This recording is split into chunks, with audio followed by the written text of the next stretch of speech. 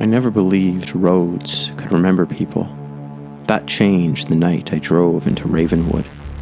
I stopped at a gas station before taking a shortcut, and the old mechanic looked at my map and said, "Road still exists. Town doesn't." I laughed because I thought he was joking. He didn't laugh back. I should have listened, but I was tired, it was raining, and I wanted to save time, so I took the road into the forest. The deeper I drove, the quieter everything became. First the radio turned to static, then my phone lost signal, then even the storm seemed to vanish behind me. The road was cracked and empty, with trees leaning over both sides like they were watching me. Every few miles I passed abandoned houses with broken windows and collapsed roofs. Then I saw a sign that said, "Leaving Ravenwood," that made no sense, because there had been no sign saying I had entered town. I got out of the car, and the air was freezing cold, the kind that sinks into your bones. Then I heard 3 knocks in the woods. I looked around, but saw nothing. Then I heard footsteps behind me, slow footsteps, wet shoes on wet pavement. I turned around, but no one was there. I got back in the car, locked the doors, and kept on driving. 10 minutes later, I saw the sign again, "Leaving Ravenwood." Same fence, same dead tree, same road. I turned around and drove the other way. 20 minutes passed, but the dashboard clock still read 11:14. Then the sign appeared again, "Leaving Ravenwood." I panicked and slammed the gas pedal down. The road blurred past me until someone stepped into my headlights. A man, tall, wearing a black coat, standing perfectly still. On his face was a white mask, cracked, dirty, smiling too wide. He slowly tilted his head at me. I threw the car into reverse, but the engine died and the headlights went out. Everything went black. Then I heard a soft tap on the driver's side window. I turned my head, and the mask was inches from the glass. I ran. I don't remember leaving the car. I only remember running into the trees while branches tore at my face and mud grabbed my shoes. Behind me, I heard footsteps, slow, calm, following me, not chasing, following.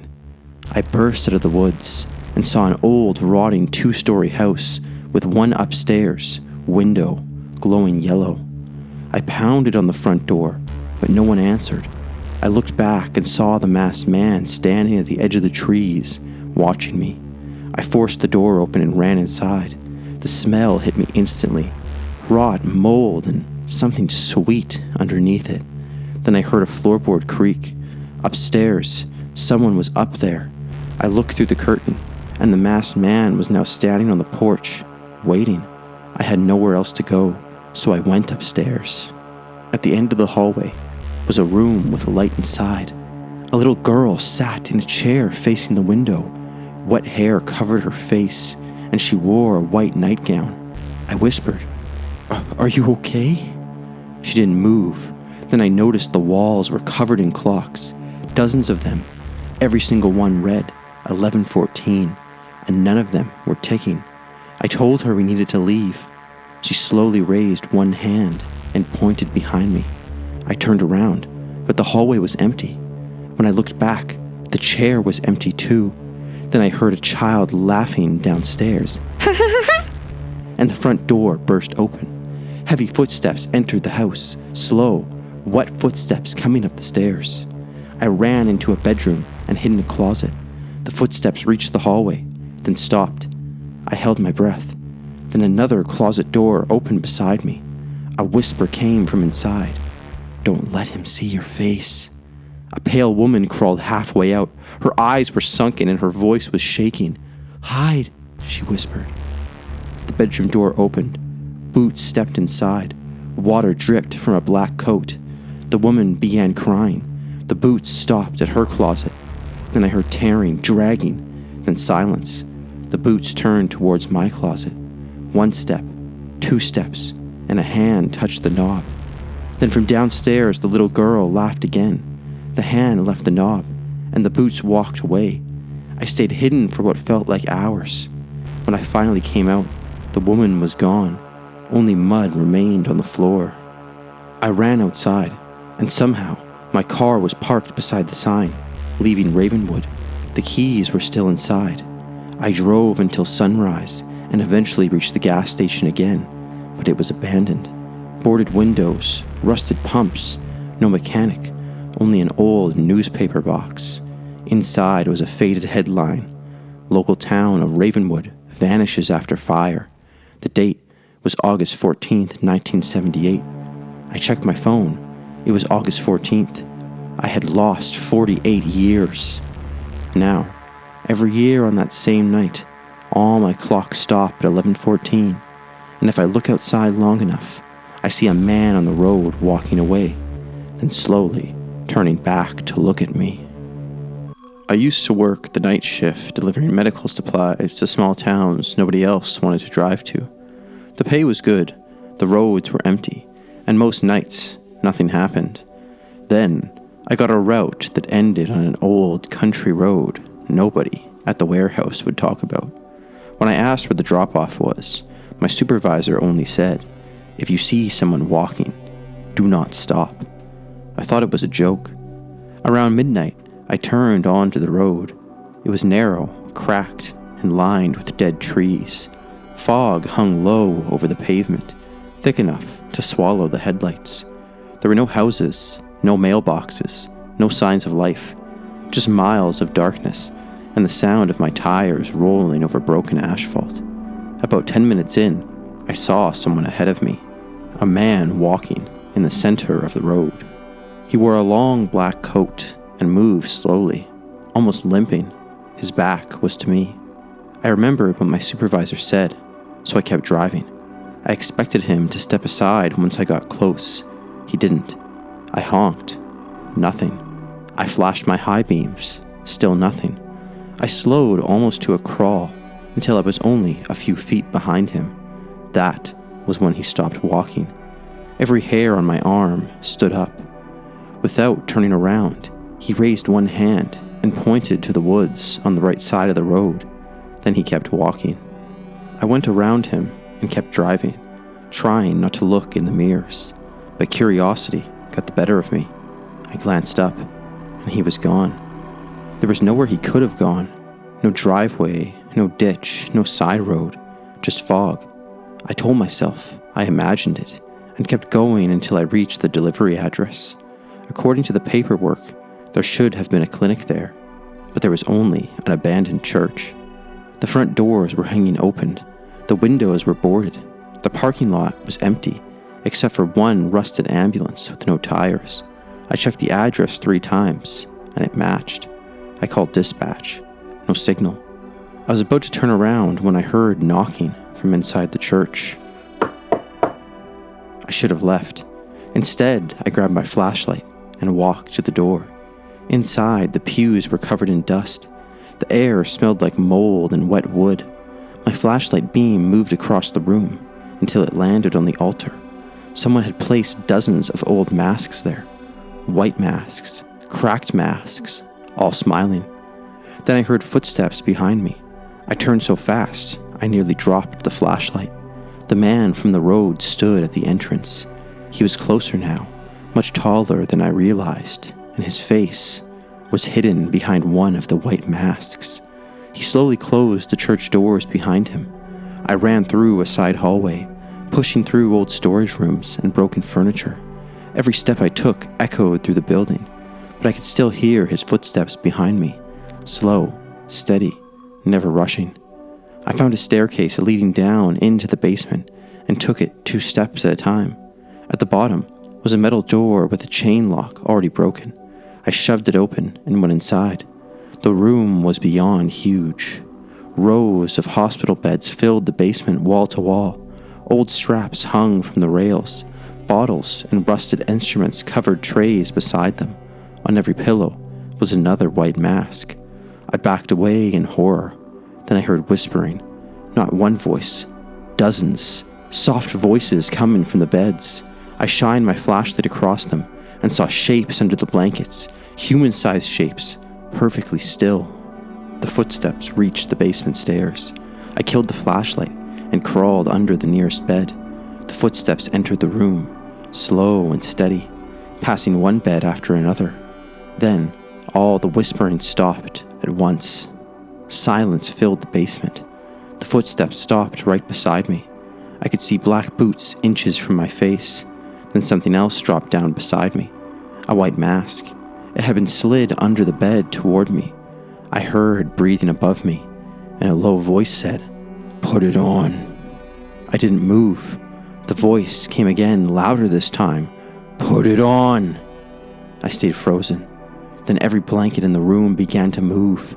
Hands reached out from beneath them, pale hands, thin hands, grabbing at the air. I snatched the mask and shoved it onto my face. The hands immediately dropped still. The boots stepped away. I waited until I could no longer hear footsteps. Then I crawled out, and every bed was empty. I ripped the mask off and ran upstairs through the church and back to my truck. I locked the doors and sped down the road without looking back. When I reached the warehouse before sunrise, the building was dark and abandoned, windows boarded, parking lot cracked with weeds growing through it. There was a faded sign on the front gate, closed since 1989. I checked my phone for the date. I had left work 6 hours earlier, but somehow 37 years had passed. I never found my family, never found anyone I knew. And every few nights, when the roads are empty and the fog rolls in, I see a man walking ahead of me in the center lane, slowly, limping, waiting for me to stop.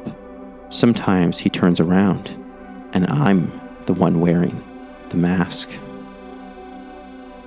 My brother Evan disappeared 3 years ago on a back road outside town. The police searched for weeks and found nothing except his truck parked on the shoulder with the keys still in the ignition. They said he probably ran away or got lost in the woods. That never made sense to me. Evan hated hiking, camping, hated being outside after dark. He would never leave his truck and walk into the trees. Last month, I got a package with no return address. Inside was Evan's wallet. His driver's license was still inside. His old family photo was still tucked behind it. Even the $20 he always kept folded in the cash slot was right there. The only new thing inside was a piece of paper with one sentence written in black ink. "Come to the road at midnight." I should have burned it. I should have called the police. Instead, I spent the next week staring at Evan's wallet and thinking about the last time I saw him. So when midnight came, I drove out to the same road where his truck had been found. It was colder than it should have been for summer. Fog rolled low across the pavement, and the trees on both sides looked like walls. I parked on the shoulder and turned off the engine. For a long time, nothing happened. I almost convinced myself it was some cruel prank. Then headlights appeared in my rearview mirror. An old sedan pulled up behind me and stopped. Its engine shut off, but the lights stayed on. The driver's door opened. A man stepped out, wearing a dark coat and mask. He closed the door gently and began walking toward my car. I locked the doors and started the engine, but it wouldn't turn over. I tried again and again until the battery clicked dead. When I looked up, the masked man was standing beside my window. He didn't knock. He didn't speak, only pointed across the road towards the woods. Then he walked back to his car, got inside, and turned off the headlights. Everything went black. I sat there shaking, trying to decide whether to run or wait for sunrise. Then I heard another sound, someone tapping on my passenger side window. I turned, expecting the mask again, but it was Evan. At least it looked like Evan. Same face, same haircut, same scar above his eyebrow from when we were kids. But his skin was pale, almost gray, and his eyes were too wide. He smiled in a way my brother never smiled. "Unlock it," he said. I couldn't move. "Please," he whispered. "He'll come back." I unlocked the door. Evan climbed into the passenger seat, dripping wet leaves and mud onto the floor mats. He smelled like dirt after rain. He kept staring straight ahead, breathing hard through his nose. "Where have you been?" I asked. He ignored me. "Drive. The car won't start." His head slowly turned toward me. then don't let him see you. Something crunched outside the driver's side door. A slow footstep, then another. Evan ducked down below the dashboard and grabbed my wrist so hard it hurt. "Don't look at him," he hissed. The footsteps circled the car. I could hear them dragging slightly, like one shoe was damaged. They stopped right outside my window. I stared straight ahead, too terrified to blink. Then came a gentle knock on the glass. I almost screamed. Evan's grip tightened harder. After a minute, the footsteps moved away. I looked down at my brother. His face was inches from mine now, smiling wilder than before. "You looked," he said. I shoved him back so hard he hit the passenger door. When I turned to the window, the masked man was gone. The road outside was empty. Then, the passenger seat was empty too. I was alone. The engine suddenly started on the first try. I drove home faster than I ever had in my life. I told myself exhaustion had caused everything. Grief can do strange things to the mind. I repeated that until sunrise. Then I opened the passenger door. The floor mat was covered in wet mud, and resting on the seat was Evan's wallet. There was another note inside. "Thank you for bringing him home." I moved the next day. Different town, different house, different job. I never told anyone what happened, and I tried to forget it. But every night, at exactly midnight, headlights appear outside my bedroom window. They stay there for 1 minute, then they shut off, and in the darkness, I always hear 3 soft taps on the glass. When I was 12, my father told me to never use Old Mercer Road after dark. He wouldn't explain why. He only said that if I was ever driving there at night and saw someone walking ahead of me, I was to turn around immediately and never check the mirror. My father was not a superstitious man. He was a mechanic who trusted facts, tools, and common sense. That warning stayed with me because it was the only thing he ever said that sounded like fear. I forgot about it for years. Then, after he died, I inherited his truck. It was old, loud, and smelled like engine oil and cedar. One night, I was driving home from a friend's place when construction blocked the highway. The detour sign pointed down a narrow country road. I didn't realize where I was until I passed the faded marker. Old Mercer Road. I almost laughed at myself. I was 32 years old, creeping along a road because of something my father said decades earlier. I kept driving. The road cut through miles of forest. No houses, no streetlights, just trees packed close to the shoulders and fog crawling over the ditches. My headlights seemed weak out there, swallowed by the dark. I turned on the radio for noise, but all I got was static.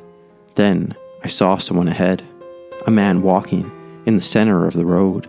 He wore a long dark coat and moved slowly, arms hanging stiff at his sides. His head was slightly lowered, so I couldn't see his face. I felt a rush of cold go through me. I remembered every word my father had said. Turn around, don't check the mirror. I gripped the wheel, ready to make a 3-point turn. Then, the man raised one hand and pointed to the shoulder beside him. Lying in the ditch was another person. I hit the brakes. A woman was sprawled half in the grass, one leg twisted awkwardly. She looked unconscious. For a second, I forgot everything else. I jumped out of the truck and ran toward her. "Hey, can you hear me?" She didn't move. I knelt beside her and reached for my phone. No signal. That was when I realized how quiet it had become. No insects, no wind, no footsteps. I slowly turned around. The man who had been in the road was gone.